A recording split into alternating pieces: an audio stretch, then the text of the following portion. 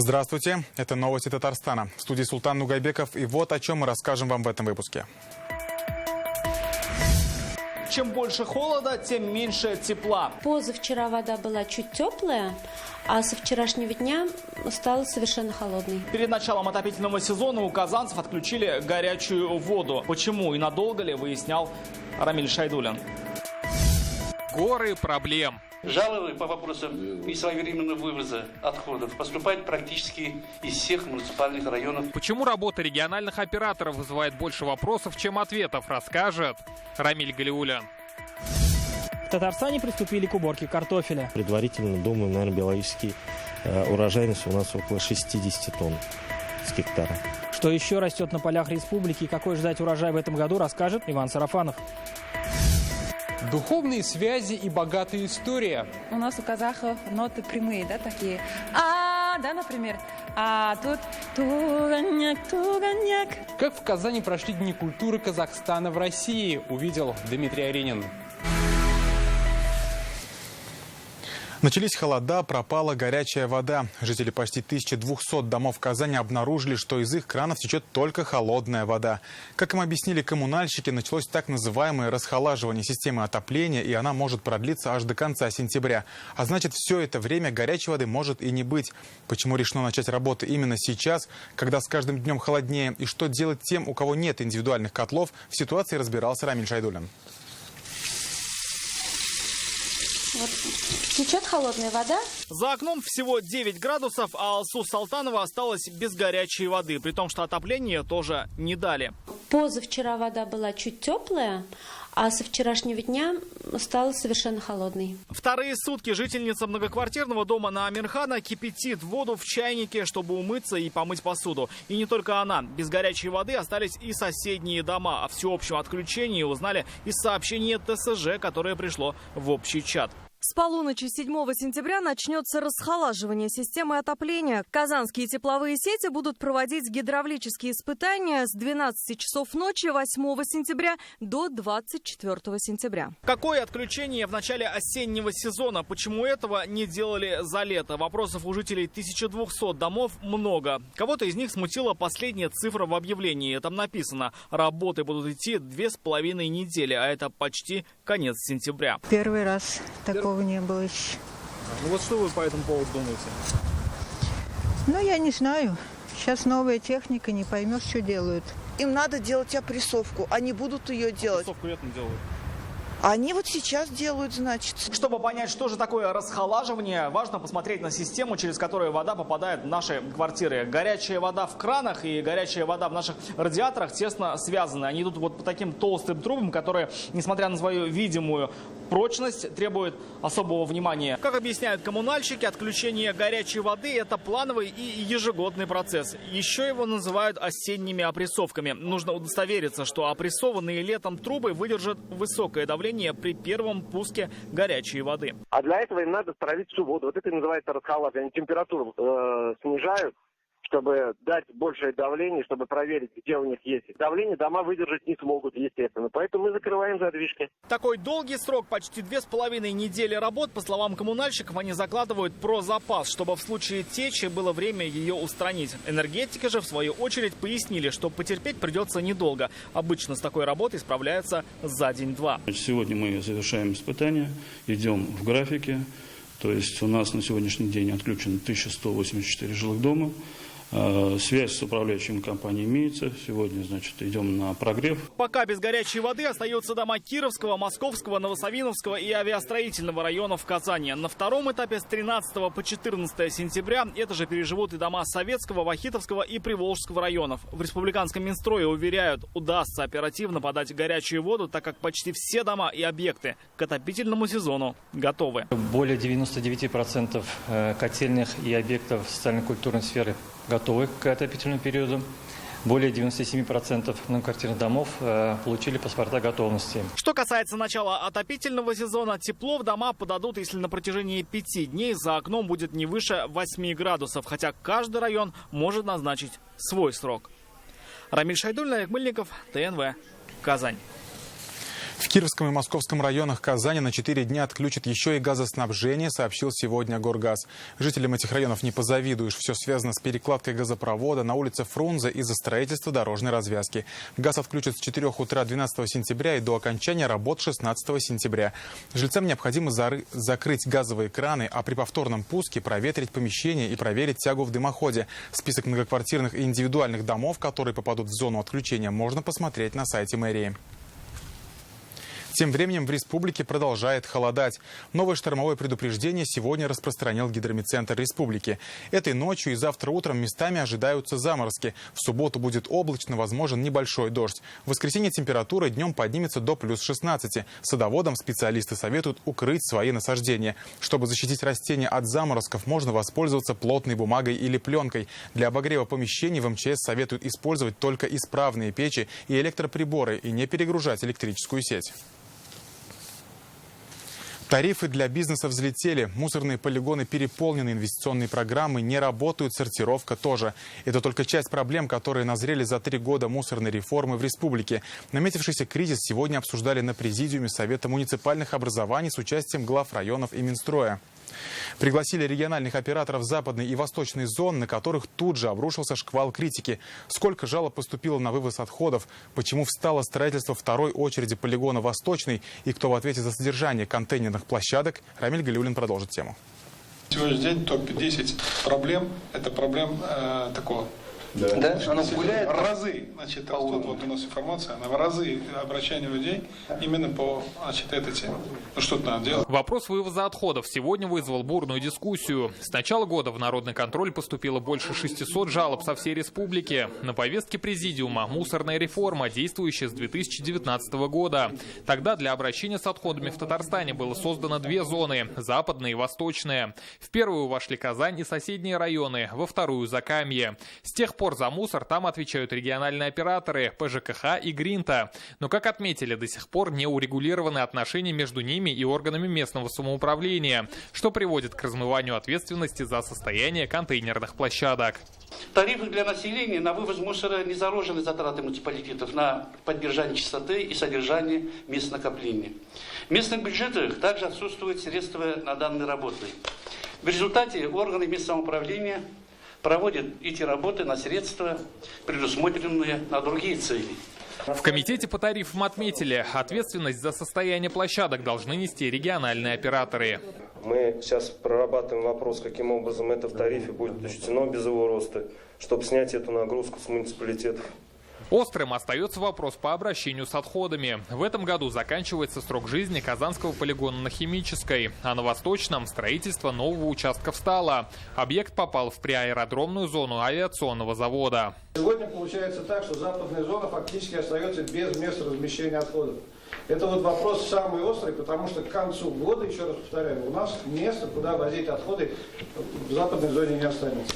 До конца 2022-го объект должен был сдать регоператор УК ПЖКХ по инвестиционной программе более чем за 400 миллионов рублей. Мы ее исполним в любом случае, даже если мы не получим разрешение на строительство, потому что мы закупаем оборудование, мы проводим те работы, которые не запрещены законодательно по формированию котлована, то есть мы в максимальной степени готовности. Тревогу бьют и в районах. Как отметили, плата за вывоз мусора с введением новой системы расчета для многих выросла 10-кратно. Вот торговый квартал предприятий, смотрю, до реформы платили в год 1 800 000, стали платить 8 800 000. 8 800 000, но 502% увеличилось. Ну так же не бывает. Ответов нету. Нормативку до сих пор не пересматриваем. Понимаю, что этот вопрос не то, что назрел, перезрел. Сегодня региональные операторы вывозят исключительно твердые коммунальные отходы. Под эту категорию не попадают ветки, спилы деревьев и строительный мусор. По словам главы Альметьевска, это основная причина образования свалок. Вот сейчас такое ощущение, что мы создаем условия, чтобы люди, наоборот, свой мусор вывозили куда угодно, но только не на оборудованные контейнерные площадки. Потому что контейнерная площадка, которая есть, она оказывается не предназначена ни для того, ни для того, ни для этого. А вот только селективно что-то одно туда можно привезти. Но фактически люди возят. Техника просто не предусмотрена их вывозить. Поэтому, когда мы обнаруживаем подобные, давайте прямо скажем, несанкционированные свалки, мы все-таки призываем ставить нас в известность, либо мы сами пишем письмо уже в муниципалитет с тем, чтобы найти пути ликвидации этой несанкционированной свалки. Все вопросы участники президиума будут изучать с регоператорами и муниципалитетами. Пока же в Татарстане к концу осени планируют создать единый реестр контейнерных площадок. Рамиль Галиуллин, Рамзиль Гарипов, ТНВ, Казань. Уже завтра в республике стартуют осенние ярмарки. Они будут идти до Нового года. В Казани торговля откроется на 15 площадках. Это традиционные места продаж во всех районах столицы и агропромышленный парк. В дни ярмарки аграрии 22 районов привезут сельхозпродукцию. Также свои товары представят Татпотребсоюз, комбинат «Майский» и птицефабрики республики. Можно будет купить овощи, мясную продукцию, товары для нужд подсобного хозяйства, сено, солому, дрова, зерно. Картофель будет стоить порядка 18 рублей. В Татарстане приступили к уборке картофеля. Сегодня качество урожая в Варском районе оценил министр сельского хозяйства Марат Зябаров. Агрофирма «Кырлай» первой в республике начала сбор урожая. Это самый крупный производитель картофеля. В этом году они засели 1200 гектаров, 200 из них на семена. С каждого планируют получать около 60 тонн. С первого урожая завтра на ярмарку отправится 40 тонн. Это агрофирма «Кырлай», самый крупный производитель картофеля в республике. В полях сейчас 5 комбайнов для уборки. До октября предстоит убрать урожай с 1200 гектаров. Здесь выращивают 5 сортов. Это гала, коломба, синеглазка, красная скарлетт и импала. И планируют расширять ассортимент. Сейчас тоже переговоры с нашими татарстанскими ведем, чтобы пробовать что-то новое, новый сорт, который будет хорошей легкости, урожайности и стрессоустойчивый. Килограмм 100. Вот прямо реально продуктовый. И это с одного клубня, а значит с гектара в среднем 60 тонн. Министр сельского хозяйства лично оценивает качество и объем урожая. Сегодня основная работа на полях – это уборка картофеля. Сейчас мы находимся в агрофирме Караваярского района. Это наши самые крупные производители картофеля. Вот сегодня, на самом деле, работа уже кругом идет. Во всех хозяйствах республики уборка картофеля началась. Резкое похолодание в начале осени, по словам аграриев, не повлияло на количество и качество урожая. Удобрения в этом году использовали как российские, так и импортные. Наши оказались эффективнее. Переходим к биологическим препаратам. Вот, начали их попробовать. В этом году они более-менее нормально себя показывали. Экологичные. В Татарстане картофелем засеяно 4600 гектаров. Работы идут по плану. Зерновые собраны на 97%. Параллельно с уборкой картофеля собирают кукурузу. После приступят к моркови, свекле и капусте. Иван Сарафанов, Данил Филатов, ТНВ, Арский район. С этого учебного года все начальные классы Нижнекамска перешли на 5-дневный формат обучения. Ранее такая практика действовала только в 17 школах. Это вызвало много вопросов у общественности. Как поясняют руководители школ, решение о введении дополнительного выходного дня приняли после обращения родителей. За счет каких уроков ввели выходной, какие знания сейчас могут недополучить дети и почему не все хотят уйти на 5-дневку, выяснила Лена Зинатуллина. Спасибо. Открываем следующую страницу. С нового учебного года 5-дневный формат обучения действует во всех 34 школах города, где есть начальные классы. В прошлом году на короткую неделю перешли 17 учебных заведений, в том числе 2-я гимназия. Успеваемость очень хорошая, очень много олимпиадников. Успеваем и подготовиться и к олимпиадам, и к остальным. Дети посещают и кружки. Конечно, намного лучше. И дети с родителями, и мы дома. Это же огромная польза для нас. По словам детей, плюсы для них в прогулках. О знаниях никто не говорит. Мне очень нравится пятидневка. Мы выходим с семьей в парке, на природу. Я этому очень рада. Я все успеваю делать. Есть больше времени, чтобы отдохнуть, чтобы погулять где-нибудь. На базе гимназии работает школа искусств. По словам директора, раньше детей приходилось отпускать по субботам для участия в конкурсах и выступлениях. В субботу, так как старшеклассники учатся, и мы больше начали внимание уделять тоже старшеклассникам. Понимаете, когда половина детей в этот день занимается дополнительным образованием, а старшие дети учатся и учат предметы, у нас больше внимания мы тоже им должны уделять. Получается, решили эту проблему, но возникает вопрос, за счет чего? За счет сокращения уроков. По субботам в начальной школе было по 2-3 урока. Это чтение, русский, татарский, физкультура. По 1 часу этих предметов перенесли во внеурочное время. А значит, посещать или не посещать ребенок решает сам. И ответ в большинстве случаев очевиден. Вы знаете уже внеурочные мероприятия какие. Там оценки не ставятся. Там посещения добровольные. хочешь ходи, хочешь не ходи. Закон это позволяет. А тут все отдано на откуп родителям. Но и здесь в сообществе родителей единого мнения нет. Выходной, может, и все хотят, но важно при этом не терять знания. Родной язык очень нужен. Татарский убавлять не надо. Пока нет татарского языка, первоклашек. Ага. А как вы считаете, нужен он вообще, татарский язык? Ну, даже не знаю. Мы как сами русские. Ну, если только базу какую-то дать детям, можно, конечно. Культура, она по-любому должна быть. Ребенок должен развиваться. Ну, сами знаете, мы живем в Татарстане, татарский язык должен быть. Мы пообщались с руководством как гимназии, так и управления образования. Удивительно, но об образовательных пробелах после перехода на пятидневку, похоже, никто не задумывается. Мы понимаем, что именно в детском возрасте детям очень важно разговаривать с родителями.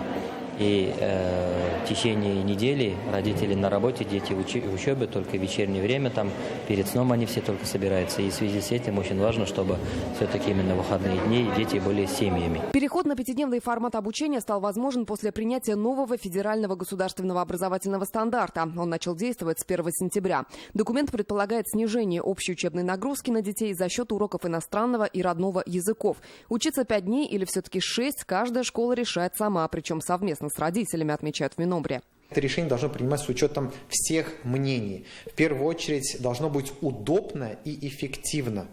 Как для самих детей обучающихся, так и для родителей. Но в том числе нужно учитывать и потребности педагогических работников. В процессе задействованы много участников. Дети, родители, педагоги. И решения о переходе должны быть приняты с учетом интересов всех. И образовательный фактор один из главных. Теперь остается ждать итогов всероссийских проверочных работ в тех школах, где решились на такой эксперимент. Лина Зинатульна, Рамиль Галюлин, Гульнар Миниханова, Адель Миндубаев, Рамзиль Гарипов, Александр Лихачев, ТНВ, Нижнекамск, Казань. Казанский комбинат надомников разорился, не сдав госзаказ ради пошива масок. Как предприятие погорело на госконтрактах, пишет сегодня интернет-газета «Реальное время». Вопросы экологической безопасности города, предстоящую модернизацию ряда производств, соблюдение охраны труда во время капитального ремонта и взаимодействие по социальным проектам обсудили на общественном совете Нижнекамск-Нефтехима. Все подробности у Гульнары Минихановой.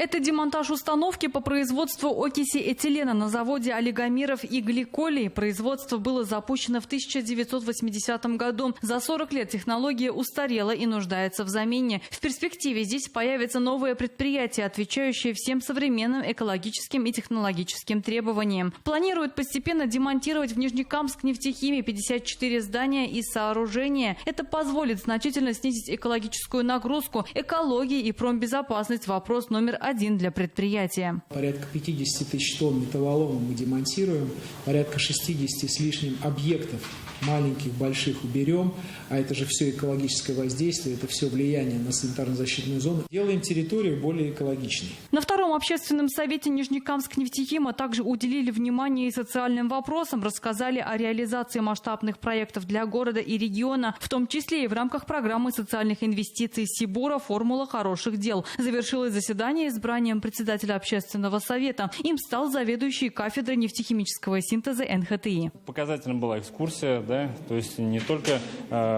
показывают не только те новые объекты, да, но и объекты, которые или демонтируются, или сейчас находятся в режиме остановок. Это очень важно, чтобы члены совета тоже, да, понимали, они же это все потом транслируют еще в своих организациях. Предприятия, которые были введены в начале, они, естественно, изжили себя и должны быть заменены. Это, конечно, хорошо. И то, что вот этот создан общественный совет, и то, что первое заседание не стало последним, то есть это говорит о том, что предприятие стремится к открытости, к общению с общественностью. В составе общественного совета Нижнекамск-Нефтехима 20 человек. Это экологи, медики, представители общественных организаций и муниципальной власти города. Заседания будут проходить каждые 3 месяца, где будут решаться самые актуальные для города и его жителей вопросы. Гульнара Миниханова, Александр Лихачев, ТНВ, Нижнекамск. В Казани завершились Дни культуры Казахстана в России. В течение 2 дней в столице республики демонстрировали казахские фильмы, живопись и музыкальное творчество. Кульминацией стал большой гала-концерт в Театре оперы и балета. Свое мастерство публике представили заслуженные артисты Казахстана. Дни культуры Казахстана в России проходят лишь в 3 городах – Москве, Астрахани и Казани. Это подчеркивает тесную связь народа Татарстана и Казахстана.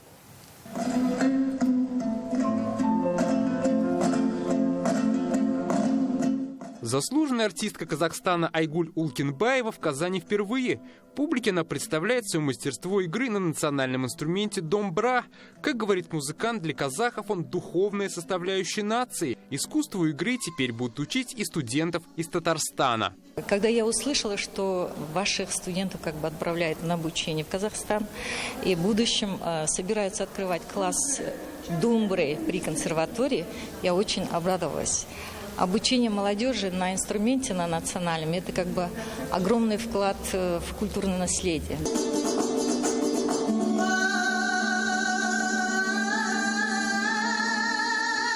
На сцене театра оперы и балета предстал весь казахский национальный оркестр народных инструментов.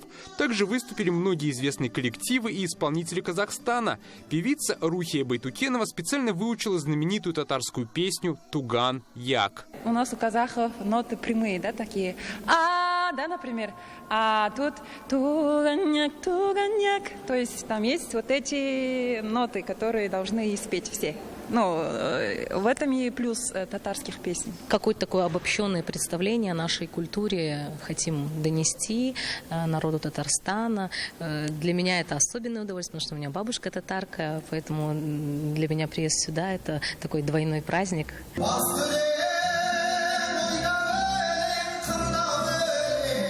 Как не раз подчеркивали сегодня, Россию и Казахстан объединяет многое. Татары и казахи – братские народы, у которых схожий язык, традиции и культура. Сегодня в Казахстане проживают более 200 тысяч татар, а в Татарстане около 2000 казахов.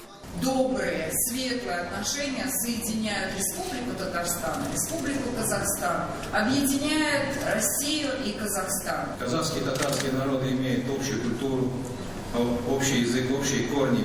И сегодня Казахстан и Татарстан продолжают сотрудничать. И это сотрудничество расширяется с каждым днем. Всем известно те экономические большие промышленные проекты, которые мы реализуем совместно. Видите, волосы. В фойе театра гостям представили выставку картин казахстанских художников из фондов Елабужского музея-заповедника. Эти работы создали мастера, которые приезжали сюда на различные арт-симпозиумы. Очень похожие обряды и обычаи. И в картинах это можно увидеть. Мать с ребенком на фоне степей, качающейся колыбелью. Все это передает именно ту атмосферу, которым пропитан казахский народ. В этот вечер в театре «Аншлаг» насладиться культурой Казахстана приехали не только татарстанцы, но и гости из других регионов России. Радуемся, завидуем вашей дружбе Татарстана и Казахстана. И мы также хотели бы пригласить гостей к нам в Чувашию, тоже с ними дружить и развивать наши культурные отношения. И здесь действительно по тем сюжетам, по тем краскам, по тому мастерству мы видим, что действительно очень много близкого, схожего с культурой татарского народа. Дни культуры Казахстана в России завершатся в Москве. 13 сентября пройдет большой гала-концерт. Дмитрий Аринин, Олег Мыльников, ТНВ, Казань.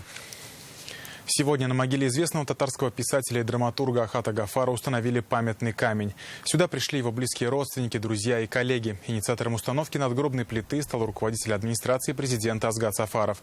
По его поручению работой занялся фонд поддержки развития культуры. Ахат Гафар – автор десятков книг на татарском, русском, башкирском и других языках. Спектакли по его пьесам и в старости, и в молодости, «Последний аист», «Время ягод не вернуть» с огромным успехом ставились на сценах Казанского, Мензелинского, Оренбургского театров. Ахат Гафар ушел из жизни 1 января прошлого года в возрасте 73 лет. Фонд поддержки развития культуры, которым руководит Азгат Сафаров, всегда поддерживает деятелей искусств. Сегодня мы вспоминали Ахата Гафара, установили памятник на его могилу. Наш фонд трудится над увековечиванием памяти выдающихся искусствоведов. Мы устанавливаем мемориальные доски, печатаем их книги. Сегодня под Казанским мостом «Миллениум» прошел фестиваль «Электромобильность». Его посвятили Всемирному дню электротранспорта, который сегодня отмечается. Презентовали электромобили и мотоциклы, самокаты и моноколеса. Словом, все, что приводит в движение электричество. До чего дошел прогресс? Труд физически исчез, да и умственный заменит механический процесс. Позабыты хлопоты, остановлен бег, вкалывают роботы, а не человек. Позабыты хлопоты, остановлен бег, вкалывают роботы, счастлив человек. На этом наш выпуск завершен. Далее специальная рубрика «Смыслы» с Тимуром Бекмурзиным и прогноз погоды. Я с вами прощаюсь. До встречи.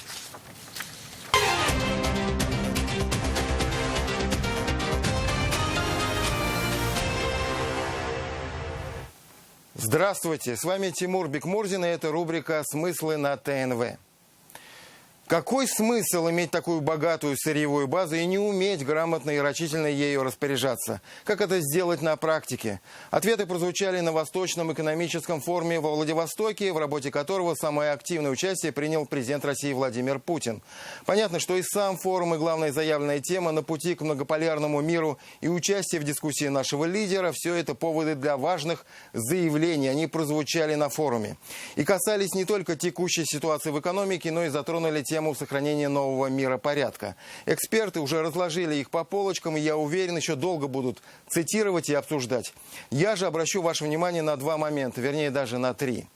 Первый, как было заявлено во Владивостоке, Россия защитила сферу добычи сырья от недружественных действий. Теперь осваивать ресурсы страны имеют право только компании в российской юрисдикции. При этом мы делаем ставку на рачительное, по-хозяйски умное освоение природного богатства России. Об этом заявил Владимир Путин.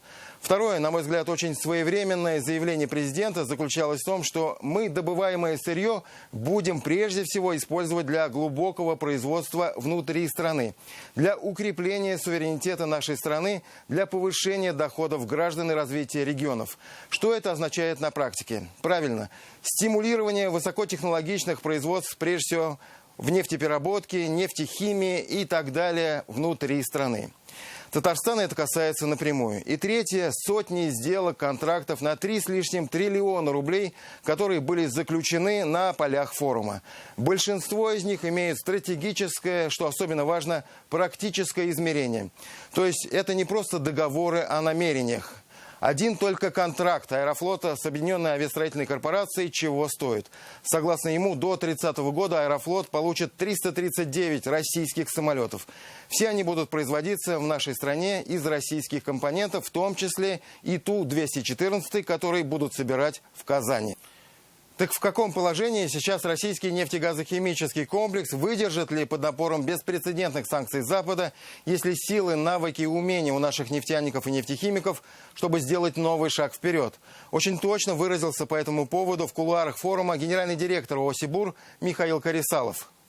Нефти и газа в Германии, в Голландии, во Франции не будет, а проектировать, изготавливать оборудование мы научимся. Я в это искренне верю. Сегодня мы все отчетливее понимаем, что значит технологический суверенитет и в чем он выражается. Патриотизм, чувство гордости за отечество, за державу, об этом надо помнить всегда.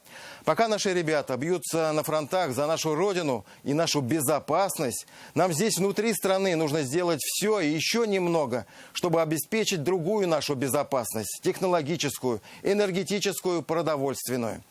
И мы этого добьемся. Это была рубрика «Смыслы» на ТНВ.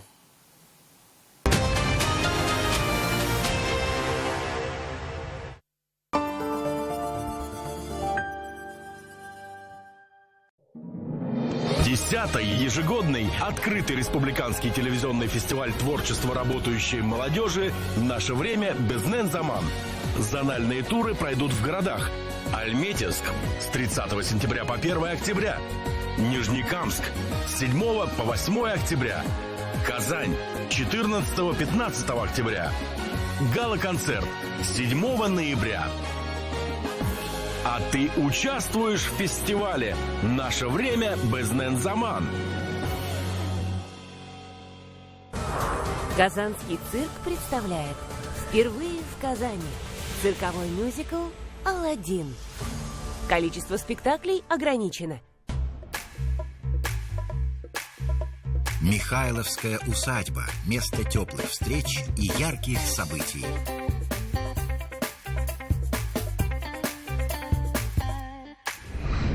Проведи мероприятие своей мечты вместе с нами. Элегантные интерьеры, изысканное меню, безупречный сервис, и любое ваше событие станет незабываемым. Банкеты, корпоративы и семейные торжества в Казанской ривьере. Пожалуй, идеальное место для праздника. Позвоните нам 218-0050. Отдохнуть с выгодой. Это реально. До 10 сентября оплачивайте поездку на базу отдыха Кама картой «Мир» и получайте кэшбэк 20%. Подробная информация на сайте socialtatneft.ru и по телефону в Альметьевске 31 26 54. Татнефть. С заботой о вас и о вашем здоровье. ЖК «Светлая долина». Семейный жилой комплекс в Казани. 3 детских сада и школа. Акбарсдом. Дом там, где мы.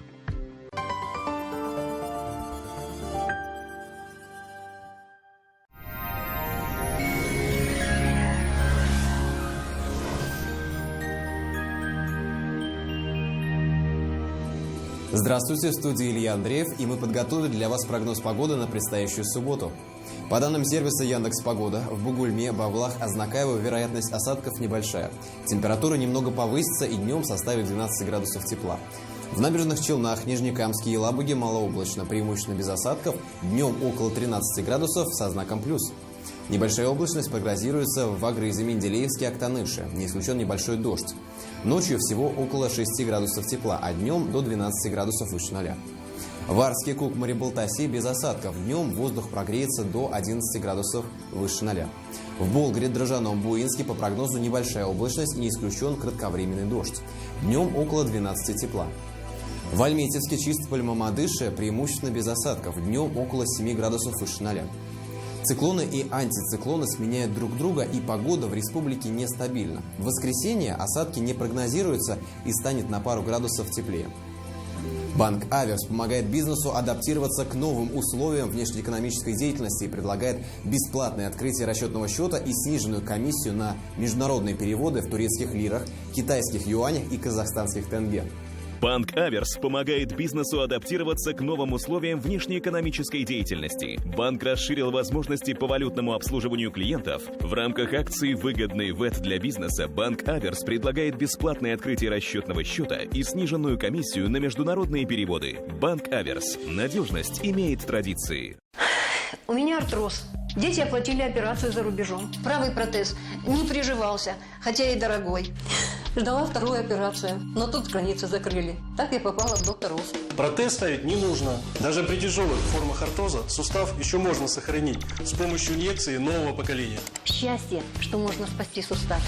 Жаль, поздно пришла в доктор Рус. Были бы оба сустава целы. Федеральная сеть медицинских центров «Доктор Ост». Лечение самых сложных заболеваний позвоночника и суставов без боли и хирургического вмешательства. За 14 лет в 10 городах России врачами клиники отменено более 70 тысяч операций. В предстоящие сутки в Казани небольшая облачность. Вероятность осадков небольшая. Ночью всего около 5 градусов тепла, днем воздух прогреется до 12 градусов. Ветер северо-западный, умеренный до сильного, 4 метра в секунду. Атмосферное давление 760 миллиметров ртутного столба. Влажность воздуха 69%. Магнитное поле Земли спокойное. Любая погода может стать приятной, если есть с кем делиться солнечным настроением. Всего вам доброго и до новых встреч!